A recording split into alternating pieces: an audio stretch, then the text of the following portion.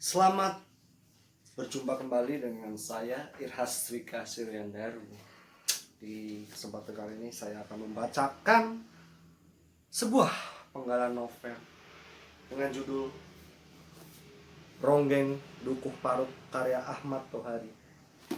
Di sini saya akan menceritakan pada kalian penggalan dari novel ini yang menceritakan tentang kisah mengenaskan orang tua dari serintil.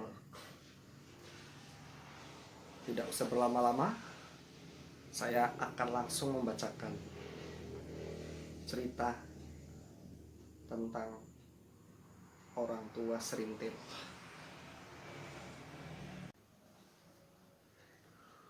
Dukuh Paruk mulai hidup. Dentum lesung berisi gaplek yang ditumpuk. Bunyi minyak panas di wajan yang dikenai adonan tepung pembungkus tempe bongkrek. Atau gemerincing keliningan di leher anak kambing yang menyusu tete induknya yang merekah. Seekor induk ayam yang berkotek keras-keras karena burung elang menyambar seekor anaknya. Anak-anak merengek minta makan. Seorang perempuan di dapur menghardik anak yang tidak sabar menunggu nasi gaplek masak di tanah.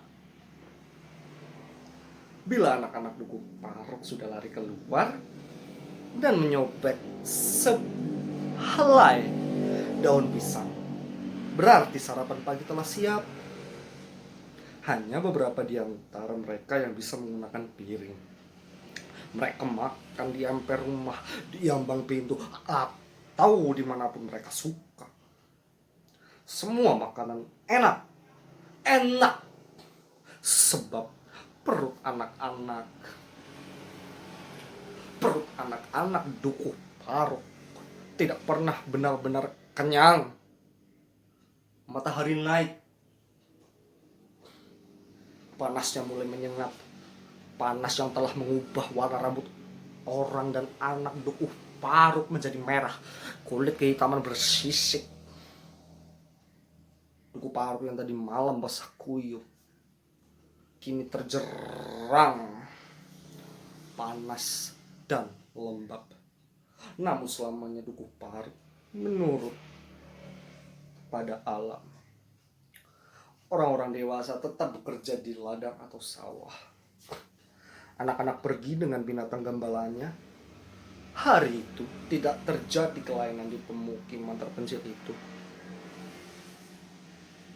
Namun, semuanya berubah menjelang tengah hari. Seorang anak berlari-lari dari sawah sambil memegangi perut.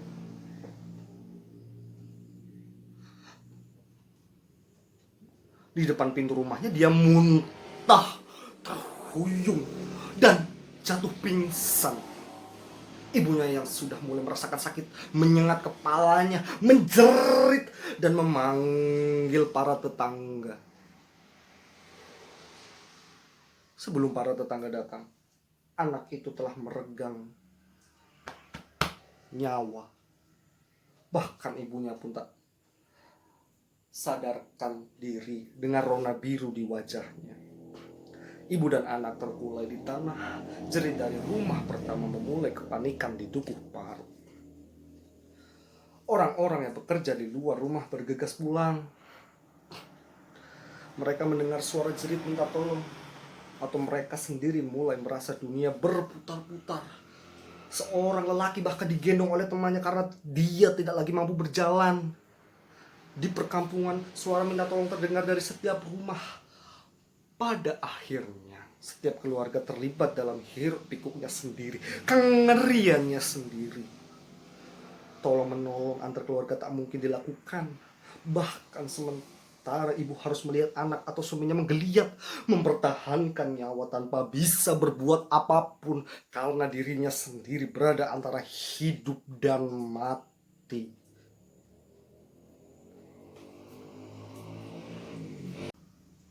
Kebodohan memang pusaka khas Duku Paruk. Namun setidaknya orang-orang di sana berpikir mencari sebab malapetaka hari itu. Tidak semua warga Duku Paruk pusing, muntah, lalu terkulai. Ada sementara mereka yang tetap tegar. Dan mereka adalah orang-orang yang tidak makan tempe bongkrek buatan Santayip, ayah dari Serintil. Jadi, dalam haru biru kepanikan itu kata-kata wuru bongkrek mulai diteriakkan orang-orang. Keracunan tempe bongkrek katanya. Santayip pembuat tempe bongkrek itu sudah mendengar teriakan demikian. Hatinya ingin dengan sengit membantahnya. Namun nuraninya juga berbicara. Santayip, bongkrekmu akan membunuh banyak orang di Duku Paruk ini. Pergulatan berkecamuk sendiri di hati ayah Serintil itu. Karena ketegangan jiwa tubuh Santayip gemetar. Bibir memucat dan napas memburu. Istrinya yang mulai dirayapi perasaan bersama mulai menangis ketakutan. Suami istri itu malah tidak ikut makan tempe buatan sendiri karena sudah bosan. Istri Santayip mendekati suaminya yang sedang duduk gelisah di atas lincah.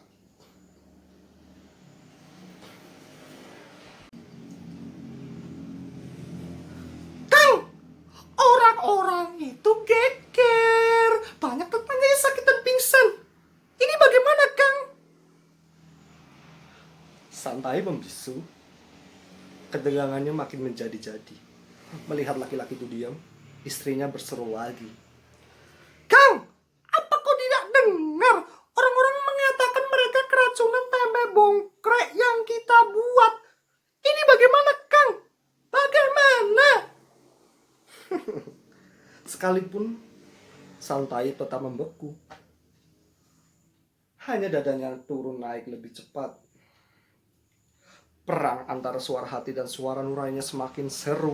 Fitrahnya sebagai manusia ingin menolak keburukan yang akan datang menimpanya.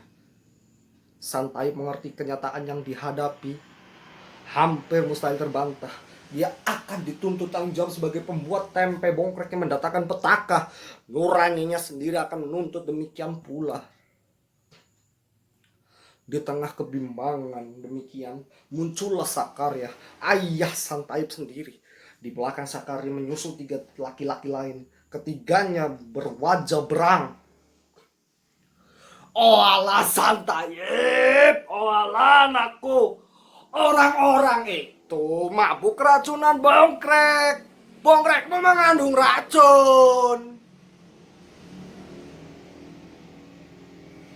Berkata demikian, Sakarya hendak berjalan ke dalam rumah anaknya, ingin melihat bongkrek yang tersisa. Tiba-tiba Santayip berdiri. Perang antara perasaan menolak dan menerima tuduhan bertanggung jawab muncul menjadi momen murka. Santayip tegak pada kedua kakinya yang bergetar. Suara lantang ditujukan kepada 4 laki-laki di hadapannya. Tidak, bongkrekku tidak mungkin beracun. Bahannya bungkil yang kering, tidak bercampur apapun ayah. Engkau jangan mengajak orang menuduh anakmu sendiri dengan keji. Oh alah, Santayip, bukti yang berbicara. Lihat anakku, istriku, emakku, semua tergeletak. Mereka makan bongkrekmu pagi ini. Bentak seorang laki-laki di belakang Sakarya. Tidak bisa. Tidak bisa. Siapa tahu kejadian ini adalah Pak Geblok. Pak Geblok. Siapa tahu kejadian ini karena kutuh roh Ki Secam Menggala yang telah lama tidak diberi sesaji. Siapa tahu? Barangkali engkau merambang bungkil dengan bokor tembaga. Seru laki-laki lainnya. Sehabis bertanya demikian, laki-laki itu berlari ke sumur. Benar, benar. Di sana ditemukan sebuah bokor tembaga. Ada lapisan membiru warna asam tembaga. Bokor ini dibawanya ke depan orang banyak. Dia berteriak bagai orang gila. Santai, pengkuan anjing. Asu buntungi. Asu. Lihat. Bokor ini biru karena beracun. Asu. So buntung. Engkau telah membunuh semua orang.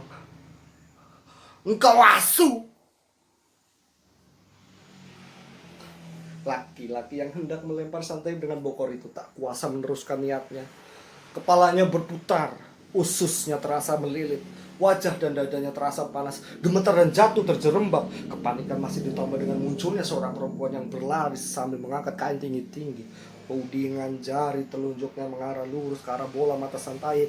Oh alah, Santaib, dua cucuku tergeletak karena makan bongkrekmu. Mereka akan segera mati. Hayu, bagaimana Santaib? Aku minta tanggung jawabmu. Koen utang nyawa padaku, tolong cucu-cucuku.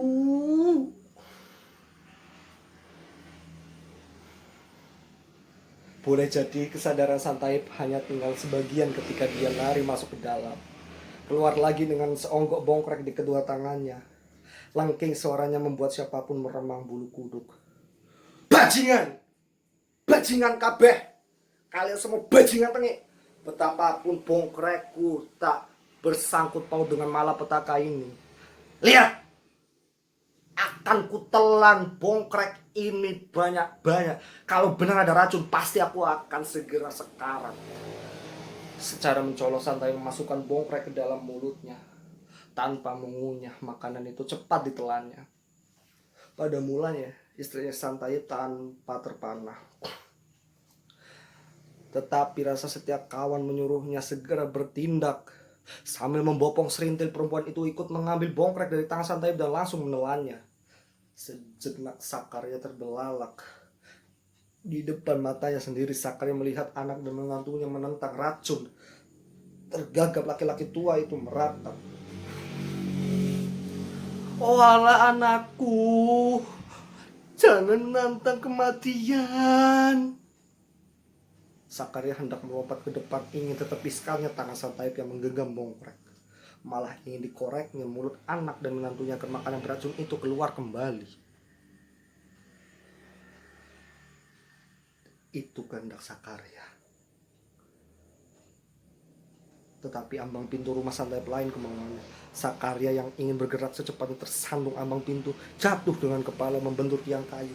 Tubuhnya terjajah bersama laki-laki pertama yang gagal melempar Santaib dengan bongkor tembaga. Dua tubuh laki-laki terkapar. Satu diantaranya adalah Sakarya, ayah Santaib sendiri. Laki-laki pertama lunglai oleh racun tempe bongkrek, dan yang kedua pingsan karena kepalanya terbentur tiang kayu.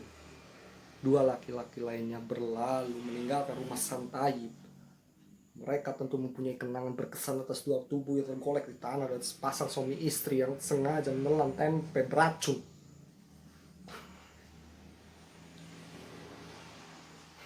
Kebekuan yang mencekam meliputi rumah Santaib. Dia temangu. Dia tidak berbuat apapun terhadap dua tubuh laki-laki yang melingkar di tanah. Tidak. Santaib pun membiarkan ayah kandungnya dalam keadaan tak sadarkan diri. Kalian, orang Duku Paruk, buka matamu. Ini Santaib. Aku telah menelan seraup tempe bongkrek yang kalian katakan racun. Dasar kalian semua asu buntung. Aku tetap seger bugar meski perutku penuh tempe bongkrek. Kalian mau mampus? Mampuslah. Jangan katakan tempeku mengandung racun. Kalian terkena kutuk Ki-Secam Menggala, bukan termakan racun. Kalian memang asu buntung yang sepantasnya mampus. Lelah berteriak-teriak Santai pulang. Di depan rumahnya dia berpapasan dengan beberapa orang yang menggotong laki-laki yang tadi hendak melempar Santayip dengan bokor tembaga. Sakaria masih pingsan terkulai dekat ambang pintu. Sejenak Santayip tertegun, digoyangnya tubuh Sakaria yang tetap pingsan. Kemudian Santayip berlalu, tetapi kepalanya serasa melayang ketika dia bangkit. Kelap-kelip seribu kunang-kunang di matanya. Sengatan pertama terasa menusuk lambungnya. Santayip terus melangkah menuju bilik tidurnya. Dari daun pintu bambu tampak istrinya tidur tengadah dengan keringat membasahi badannya. Wajah pucat kebiruan. Terkadang perempuan itu meringis bila merasa urat-urat di perutnya menegang, tetapi serintil berceloteh lucu sekali di samping tubuh ibunya. Meskipun rasa rumah berayun-ayun, istri Santayip tahu suaminya datang. Dengan menggigil, perempuan itu berusaha duduk di bibir balai-balai. Suami istri saling pandang, beku yang mencekam. Santayip sudah berdiri goyah, istrinya duduk menggigil. Keduanya tidak saling pandang. Hanya daya manusiawi terakhir memungkinkan suami istri itu masih sempat berbicara. Suara mereka terdengar dari tenggorokan yang hampir tertutup. "Kang," kata istri Santayip dengan mata terbeliak lurus ke depan. Serintil, Kang. Bersama siapa nanti anak kita, Kang? Aku tak tega meninggalkannya, Kang." Santayip hanya kuasa menelan ludah. Tetapi penglihatannya telah baur. Serintil yang bergerak lucu hanya tampak sebagai hantu yang menakutkan. Santayip menikmati kesadarannya yang terakhir ketika melihat istrinya roboh ke belakang. Dia pun segera terkulai setelah dari mulutnya keluar umpatan, "Bongkek asu buntung." Istri Santayip meninggal ketika dia berusaha memalingkan badannya hendak memeluk Serintil. Bau kematian telah tercium oleh burung-burung gagak unggas buruk yang serba hitam itu terbang berputar-putar di antara pepohonan di Duku Paruk. Suaranya yang serak hanya mendatangkan benci, tetapi hari itu burung-burung gagak bersukaria di Duku Paruk. Mereka berteriak-teriak dari siang sampai malam tiba. Demikianlah cerita yang dapat saya sampaikan. Mungkin naas, mungkin tidak. Kalian bisa menilainya. Apakah tindakan dari orang tua Serintil benar atau tidak? Ataukah orang tua Serintil bisa mendapatkan nasib yang lebih baik? Tidak tahu. Kalian bisa menentukan hal yang baik dan benar, buruk dan jelek, tergantung diri kalian masing-masing. Apabila terdapat perkataan yang kurang berkenan, mohon dimaafkan. Terima kasih. Sampai jumpa.